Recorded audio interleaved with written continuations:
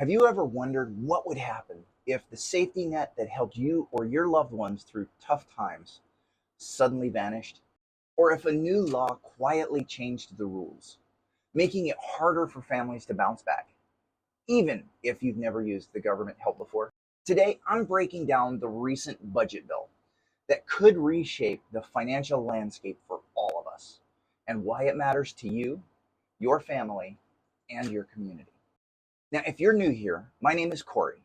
I make these videos because I believe everyone deserves a fair shot at stability, dignity, and opportunity, especially when life doesn't go as planned. Now, I've seen firsthand how programs like SNAP and Medicaid can be a lifeline, not just for me and my family, but for millions of Americans. Today, I hope to help you understand what's changing, why it matters, and how we can all prepare and support each other, because none of us should have to do it alone. Let's start with something that touches millions of families, often without them even realizing it. When you hear Medicaid, you might think it's just for someone else, but the reality is much closer to home than most people think. Medicaid isn't just a single program. It goes by different names in nearly every state, like Medi-Cal, Mass Health, or Apple Health. Whether you know it or not, these programs support low-income families, seniors, people with disabilities, and children. The Big Beautiful Bill includes deep cuts and new work requirements for Medicaid, changes that could leave up to 16 million more Americans uninsured by 2034. Now, here's why this matters. Medicaid work requirements would mean adults aged 19 to 64 have to prove they're working in job training or volunteering for at least 80 hours a month. While there are exemptions for some, the paperwork and verification process can trip up even those who qualify. In Arkansas, similar requirements led to thousands losing coverage, not because they didn't want to work, but because of red tape or unstable hours. And don't be fooled by the name. If you or someone you know is on one of these programs, Medi-Cal, Mass Health, Sooner Care, or Apple Health, it is Medicaid. National cuts hit these state programs directly. Now, why should everyone care? Hospitals and clinics will see more patients who can't pay, putting financial strain on the whole system. Hospitals often pass those unpaid bills on to everyone else, driving up insurance premiums and out-of-pocket costs for middle-class families. Emergency rooms will get more crowded, wait times are going to go up, and healthcare jobs are at risk. Now, if hospitals can't stay afloat, especially in rural or low-income areas, entire communities could lose access to healthcare. Even if you've never been on Medicaid, these changes can impact your own healthcare costs and access much sooner than you might expect. Now, let's talk about something that sounds good on the surface: tax cuts. But as you'll see, not all tax relief is created equal. The bill makes the 2017 Trump tax cuts permanent. And while that might sound like a win for everyone, the reality is the biggest benefits go to high income earners and corporations. Middle and lower income families get some relief, but the structure of these cuts means the wealthiest households and business owners see the largest gains. Now, here's what's being extended: lower individual income tax rates, increased standard deduction, expanded child tax credit, higher estate and gift tax exemptions, 20% deduction for pass-through business income, $10,000 cap on state and local tax deductions, and reduced impacts of the alternative minimum tax. Now, why does this matter? The government will collect up to $4.9 trillion less in taxes over the next decade. With less revenue, there's even more pressure to cut programs like Medicaid, Medicare, SNAP, and public education, programs that support middle and working class families.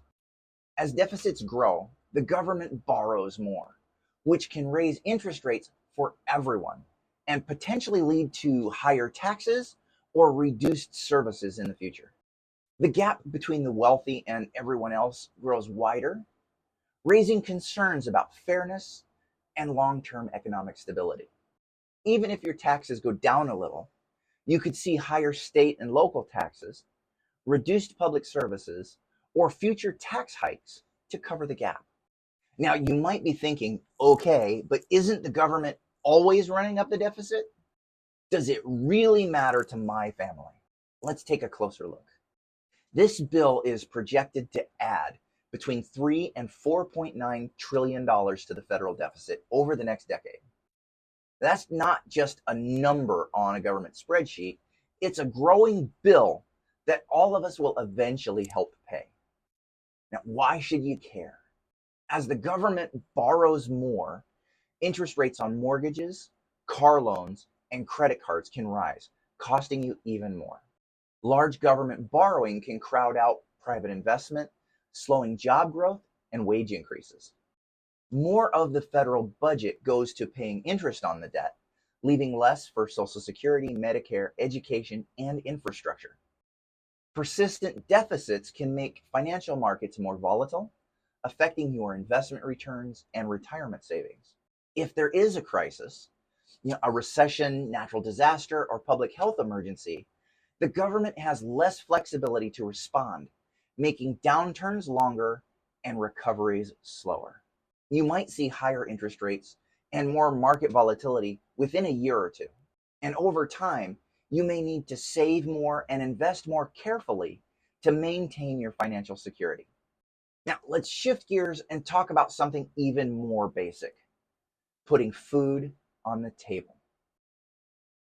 This next change might seem like it only affects the most vulnerable, but ripple effects can reach us all.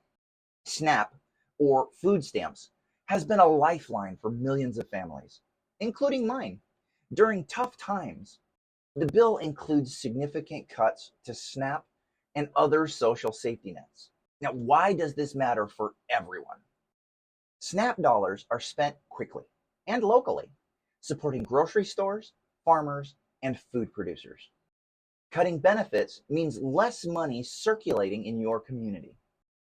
Food banks and local charities see a surge in demand, stretching resources thin and making it harder to help everyone, including middle-class families who might face a sudden crisis. Kids who aren't getting enough to eat struggle in school and may need more support. Hospitals see more nutrition-related health issues, driving up healthcare costs for everyone.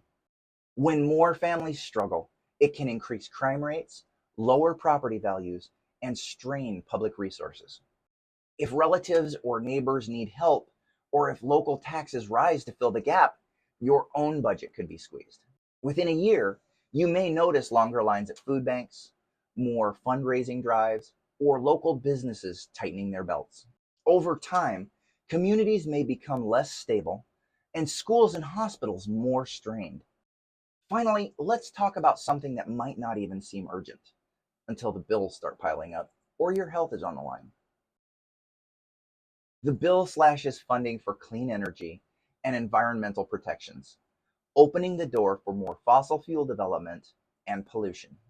While this might seem abstract, it can hit your wallet and your well-being fast. Without investment in clean energy and efficiency, families are more exposed to swings in oil and gas prices, leading to higher and less predictable utility bills. More pollution means higher rates of asthma, allergies, and other health problems, translating to more doctor visits and higher insurance premiums. Clean energy is a fast-growing job sector. Cutting funding slows job growth and innovation, especially in communities looking for new opportunities. Increased pollution and environmental degradation can lower property values and make communities less attractive. More frequent extreme weather events can lead to higher insurance premiums, local taxes, and disaster recovery costs. You may notice higher utility bills and more air quality alerts within the first year or two. Over time, the costs of inaction, both financial and health related, can add up quickly. Now that you've seen how each of these changes could impact you and your community. Let's talk about what you can do to protect your finances and prepare for the road ahead. Here are some steps you can take right now. Review and adjust your budget. Track your healthcare, grocery, and utility expenses closely so you can spot trends and anticipate increases. Build or replenish your emergency fund. Aim for 3 to 6 months of living expenses to buffer against surprise bills or premium hikes. Shop carefully during open enrollment. Don't just auto-renew your health insurance. Compare plans to find the best value for your needs. Take advantage of preventative care. Use your current benefits for checkups, screenings, and vaccinations to avoid bigger medical bills down the line. Consider tax-advantaged accounts like HSAs or FSAs. These can help offset higher out-of-pocket costs. Negotiate medical bills. If you get a large bill, call your provider or hospital and ask for discounts, payment plans, or financial assistance before it goes to collections. Increase your financial literacy. Stay informed about policy changes and how they might affect your costs. Reliable sources and financial coaches can help. Plan for the unexpected. Review your insurance coverage for worst-case scenarios and have a plan for sudden spikes in costs. Support your community. Advocate for strong safety nets. Support local food banks if you can, and get involved in local decision making. And if you're struggling, apply for assistance. These programs are there to help you get back on your feet, not to hold you back. Now, I make these videos because I believe no one should have to choose between groceries and a doctor's visit, or between paying the rent and keeping the lights on. Programs like Medicaid and SNAP aren't just about handouts. They're about giving families a fighting chance and keeping communities strong.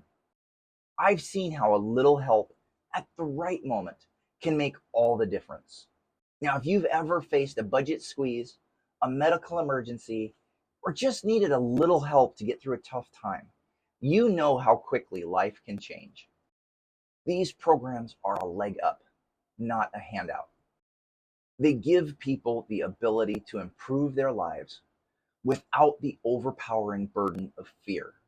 Now, if this video helped you understand how these changes could affect you and your family, please like, subscribe, and share your own stories or questions in the comments. I want to hear from you. And check out this video for practical strategies on how to build a budget that works, even when the rules keep changing. And remember, your financial security is worth fighting for, and you don't have to do it alone.